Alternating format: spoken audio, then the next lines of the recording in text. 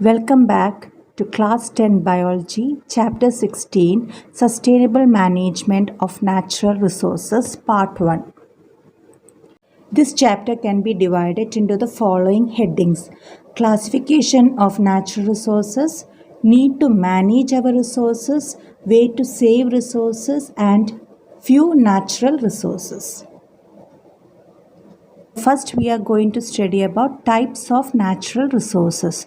On the basis of abundance and availability, the natural resources are of two types: inexhaustible and exhaustible. Inexhaustible resources. These are in plenty and cannot be exhausted by man's consumption. Example: air, sand, clay. It gets affected by the overpopulation of mankind. Now moving on to exhaustible resources. These are limited and get exhausted over a period of time. Example: coal and petroleum. Another classification of natural resources is renewable natural resources and non-renewable natural resources. Renewable natural resources are those resources which can be renewed in a short period of time, like air, water, sunlight, forest, etc. Non-renewable natural resources cannot be renewed in a short period of time, like minerals, because they take millions of years to be formed. Sustainable development. It is a type of management of natural resources which encourages the utilization of resources that meet current basic needs while preserving the resources for future generations. Advantages of sustainable management. Provide the resources for the present generation, preserve the resources for future generation as well. Need to manage our resources. Resources are limited, and with the increasing human population, demand is increasing at exponential rate. While extracting or using the resources, environment is damaged. Proper management of resources.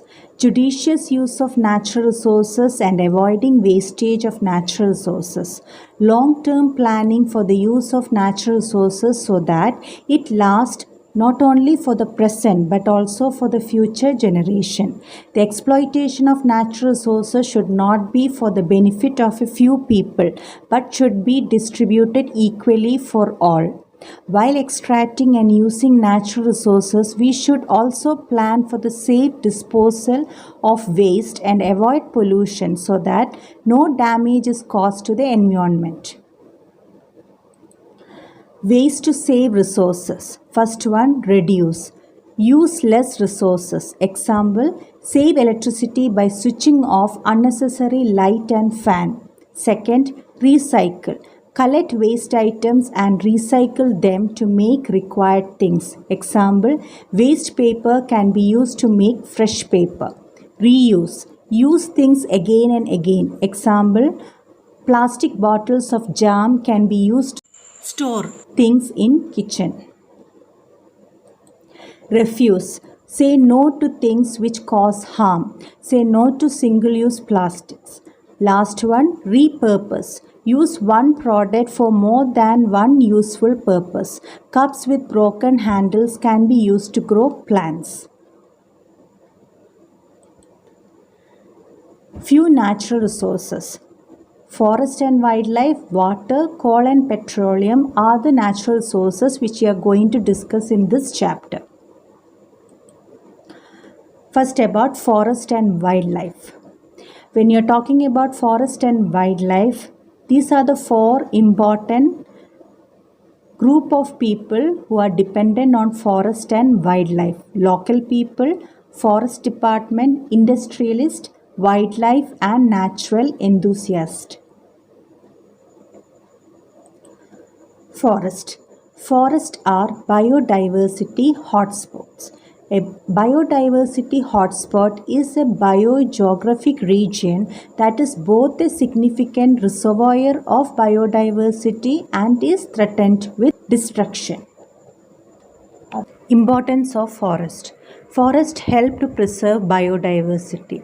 Forests are natural habitats of plants and animals. Forests provide timber, wood, fuel, medicines, fodder, etc. Forests help to maintain ecological balance. Forests help to control climate and rainfall. Forests help to prevent soil erosion and control floods. Forests help to maintain the oxygen carbon dioxide balance in nature. Stakeholders of forest. People who are associated with forests directly or indirectly are called stakeholders. People living in and around forest depend on forest for their livelihood. Example, local people. Industrials who use the raw materials from forest for manufacturing paper, medicine, furniture, etc. Forest department of the government who owns the forest and controls the resources from the forest. Nature and wildlife organizations who want to conserve and preserve forest. Conservation of forest. Forests can be conserved by afforestation, that is planting of more trees, preventing or reducing deforestation, preventing overgrazing by cattle, by setting up wildlife sanctuaries, national park, biosphere reserves, etc., undertaking social forestry programs like Van Mahotsav, Chipko movement for planting and protecting trees on a large scale. Now moving to wildlife. Importance of wildlife. Wildlife help to preserve biodiversity. Wildlife helps to maintain food chain and food web. We get useful products from wildlife like food, medicine, leather, bone, honey, lac, etc. Conservation of wildlife. Preserving the natural habitats of animals. Banning poaching of animals. Protecting endangered species of animals, setting up wildlife sanctuaries, national park, biosphere reserves, etc. There are many examples where local people have helped in conserving the forest. In 1731, Amrita Devi, a Bishnoi woman who along with more than 363 other Bishnois, died for protection of Kejari trees near Jodhpur in Rajasthan. Indian government has started Amrita Devi Bishnoi National Award for Wildlife Conservation for remembering her contributions.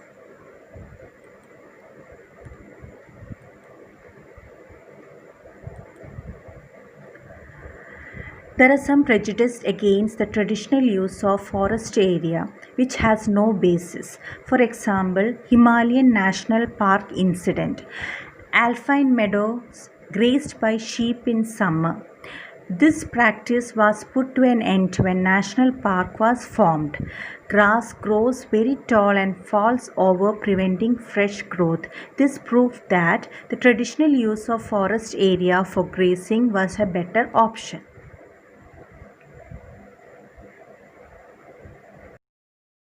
Another example of conservation done by local people is Chipko Andolan, Hug the Trees movement. Chipko movement started in the early 1970s in the Garhwal Himalayas of Uttarakhand, when a group of peasant women in Reni village acted to prevent the cutting of trees and reclaim their traditional forest rights that were threatened by the contractor system of the State Forest Department. Another example of people's participation in the management of forest was by Forest Officer A.K. Banerjee in the Rabari Forest Range, where he involved villagers in the protection of 1,272 hectares of badly degraded sal forest. In return for help in protection, villagers were allowed fuel wood and fodder collection on payment of a nominal fee and given employment in both silviculture and harvesting operations. 25% of the final harvest was given to the village community.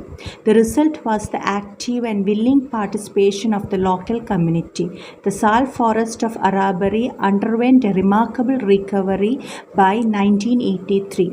A previously worthless forest was valued rupees 12.5 crores. A mode of agriculture which is destroying the forest area is monoculture. Monoculture is the cultivation of a single crop in a given area. Excessive monoculture destroys biodiversity of the area. Various needs of the people local to forest area are neglected, such as leaf for fodder, herbs and fruits for consumption. Here we come to the end of this first part. Thank you for watching.